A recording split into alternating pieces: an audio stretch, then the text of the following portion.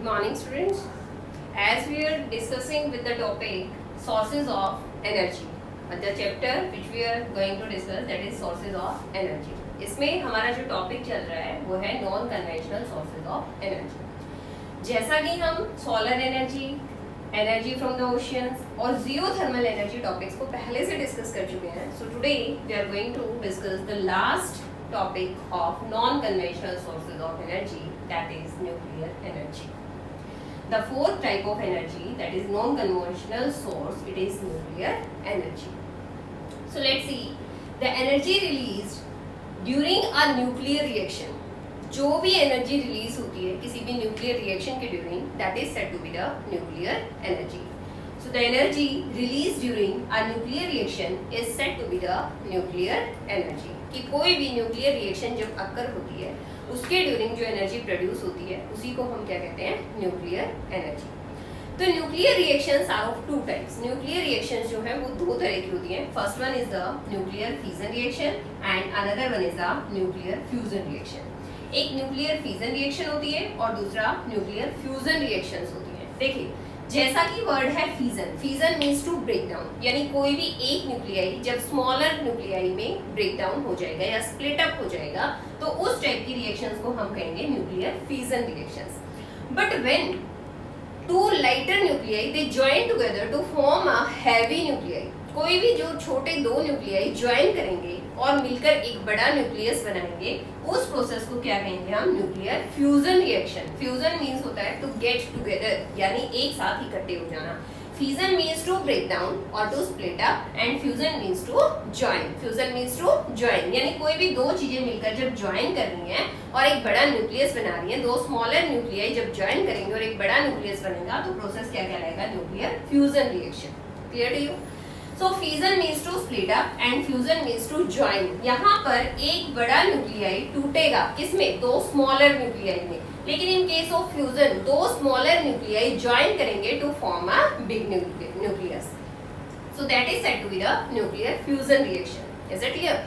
Now let's see the firstly the nuclear fission reactions. पहले हम nuclear fission reactions को अच्छे से एक्सप्लेन करेंगे. तो देखिए इसमें क्या होता है कि सिंगल न्यूक्लियस, कोई भी heavy nucleus like for example uranium, plutonium, thorium, इस तरह का कोई भी न्यूक्लियाई क्या होगा, स्प्लिट अप हो जाएगा into the two, then further again into the two and this one nucleus it again getting broken down into the two. तो इस तरह से एक चेन रिएक्शन एस्टैब्लिश हो जाती है which is said to be the nuclear fission reaction. इसी को हम क्या कहते हैं, न्यूक्लियर फिजन रिएक्शन.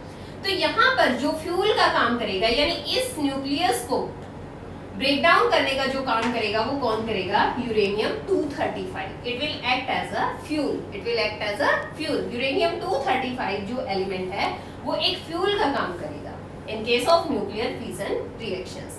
तो लेकिन न्यूक्लियर फिजन रिएक्शंस जैसा कि अभी मैंने आपको बताया था, फिजन का मतलब होता है टू स्प्लिट अप, यानी टूट जाना. किसमें, into the further two smaller nuclei, यानी एक बड़ा न्यूक्लियाई जब दो छोटे न्यूक्लियाई में टूट रहा है, दो छोटे न्यूक्लियाई में टूट रहा है, फिर से दो छोटे न्यूक्लियाई में, ये फिर से दो छोटे न्यूक्लियाई में टूट रहा है, तो इस प्रोसेस को हम क्या कह रहे हैं, न्यूक्लियर फिजन रिएक्शन. तो देखिए यहाँ पर heavy nucleus of a radio active atom, कोई भी जो रेडियो एक्टिव एटम होते हैं such as uranium, plutonium, thorium, they splits up into the two smaller one, यानी अपने से छोटे छोटे पार्ट्स में जब वो टूटेंगे और इस तरह से एक चेन रिएक्शन एस्टैब्लिश हो जाएगी, उसी को हम क्या कहते हैं, न्यूक्लियर फिजन रिएक्शन. अभी कहते हैं ड्यूरिंग दिस रिएक्शन, इस रिएक्शन के during a tremendous amount of energy is released, यानी very large amount of energy is released. ये जो प्रोसेस है न्यूक्लियर फिजन जो रिएक्शन है, इसके ड्यूरिंग एनर्जी जो है वो बहुत ज्यादा हाई अमाउंट में प्रोड्यूस होती है. Now what we can say how the nuclear reactor work, कि न्यूक्लियर जो रिएक्टर्स होते हैं या जिनके अंदर nuclear fission reaction carry out की जाती है वो किस तरह से उनकी वर्किंग होती है. देखिए कैसे वर्किंग होती है कि न्यूक्लियर जो भी एनर्जी यहाँ पर प्रोड्यूस हो रही है while break down of these atoms, इन एटम्स के ब्रेकिंग डाउन में जो एनर्जी प्रोड्यूस हो रही है, हमने यहाँ पर बोला है ना कि large amount of energy is release, तो इस एनर्जी से वाटर को हीट अप किया जाता है और बॉयल कराया जाता है. अब जब वाटर बॉयल होता है तो उसमें से क्या रिलीज होती है, स्टीम रिलीज होती है. अब उसी स्टीम से टरबाइन्स को रोटेट कराया जाता है और इलेक्ट्रिसिटी जनरेट की जाती है. Is it clear? यानी देखिए न्यूक्लियर फ्यूजन रिएक्शन के ड्यूरिंग जो भी tremendous amount of energy release हो रही है या very large amount of energy जो रिलीज हो रही है वो क्या करती है, उससे हम क्या करते हैं कि वाटर को हीट अप कराते हैं, यानी पानी को बॉयल करते हैं। अब वाटर जब बॉयल करता है तो क्या होता है, स्टीम रिलीज होती है, भाप बनती है, और उसी भाप से क्या होता है, टरबाइन्स को रोटेट कराया जाता है, और रोटेट कराया जाता है तो इलेक्ट्रिसिटी प्रोड्यूस की जाती है। Is it clear students? Now we will see about the limitations as well as what we can say the advantages of nuclear fission reaction. देखिए बच्चे, अभी मैं आपको बताऊंगी कि न्यूक्लियर पावर रिएक्टर्स कहाँ कहाँ पर है हमारे इंडिया में। तो देखिए first is at Tarapur which is in Maharashtra. सबसे फर्स्ट जो है वो कहाँ पर है, तारापुर है, तारापुर में है, जो कहाँ पर है, महाराष्ट्र में है। देन इन राजस्थान, और नाम क्या है, राणा प्रताप सागर। क्या नाम है, Rana Pratap Sagar nuclear power reactor. Then after that in Tamil Nadu it is Kalpakkam, it is Kalpakkam nuclear power reactor. Then in UP, UP में है हमारे पास Narora. And Karnataka it is Kaiga, Karnataka में कौन सा है, Kaiga. Then Gujarat it is Kakrapar, Gujarat में it is Kakrapar. Clear to you? So now let's see the nuclear fusion reactions, or we can say nuclear fusion reactions क्या होती हैं। तो क्या होती है nuclear fusion reactions? As I have already told you, अभी मैंने आपको बताया था कि when the small elements or the nuclei or small elements they join together to form a big nucleus, to form a big nucleus that is said to be the nuclear fusion. Fusion means क्या होता है, to get together or we can say to join, to join. तो देखिए यहाँ पर when two light elements nuclei combine to form a heavy nucleus, जब कोई भी दो light elements nuclei combine करेंगे to form a heavy nucleus, then it is said to be nuclear fusion reaction. अब देखिए फ्यूजन रिएक्शन में भी क्या होता है, very large amount of energy is released, or we can say tremendous amount of energy is released. अब for example में ये क्या लेता है कि two hydrogen atoms when they combine together to form a helium atom, कि जब भी दो हाइड्रोजन एटम कंबाइन करेंगे, क्योंकि वो बहुत स्मॉल है साइज में, तो they combine together to form a big nucleus that is of the helium. Helium atom जब वो फॉर्म करेंगे तो एक न्यूट्रॉन साथ में रिलीज होगा और बहुत सारे अमाउंट में हीट क्या होगी, रिलीज होगी। क्या रिलीज होगी, हीट रिलीज होगी।